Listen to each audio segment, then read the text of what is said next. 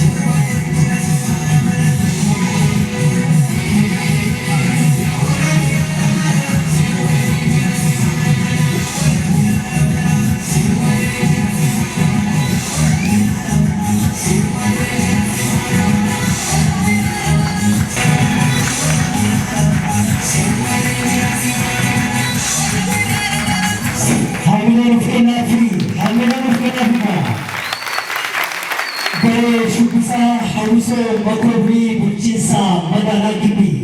Humna qabnu beekumsa qabnu hundumaa osoo qusatiin fiilmii kana isin biraan geenyeerra. Dhuguma isaa dubbachuudhaaf magaalaa Gibbii keessatti yoo haalli itti sinimaa argisiisan jechuudha baatiraan kan hafe qulqullinni fiilmii keenyaa sagaleen isaas suurri isaas baay'ee kan sadarkaa isaa eeggateedha jechuudha. Kanaaf filmi Oromoo yoo hojjetamu, kan Oromoo yoo hojjetamu, namni keenya seenaa daawwachuu barbaadu kan jiru amsa qofa irratti jechuudha. Qabatatti kan jechuu barbaadu haala isaa kana keessatti waaqa isaa hojii gaarii nama barsiisu. Borimmoo nama lafa kanarratti jiraachaa ture ta'uu keenya aragaan dhufu. Hojii kana akka hojjennuuf waaqa isa humnaa fi hamilee isaan kennee waaqaaf galata hojjechuu barbaada. Inni kan ji'a tokko lama sadii jaatu bita tokko waan keessa normaal bilisa isa kan fita ta'e lafa jettu. Namni yaada rakkoon qabu rakkoo adda tokko hin qabu jechuun. Jirtu ijoollee. Nagaara akka hojii kun bareedaa rakkoon. Tolee kaatee fi namarraa adda buustu. Akkasitti yaadii hojii kan ta'e nama sanatti nama. Akka bakka baasee barbaade garuu sitti murteeffamu. Saya negara murti nama negara ada. Apa negara negara bodi tidak bisa itu. Apa hundi wajib sepatu foyo orang tanah foyo. Akka sitti ini garuma hojjenne umat keenya wajjin jiraanna qarshii waa hordofnaa miti. Tokko na kaftee kafaatan. Biqila gatiin dhugaa guyyaa tokko kafaatan. Biqila rabbi jedhee. Anaafi afaan oromoo muraasa jechaa jira. Gatiin dhugaa. Akka bakkaan geenyuuf jajjabeessi barbaachisa.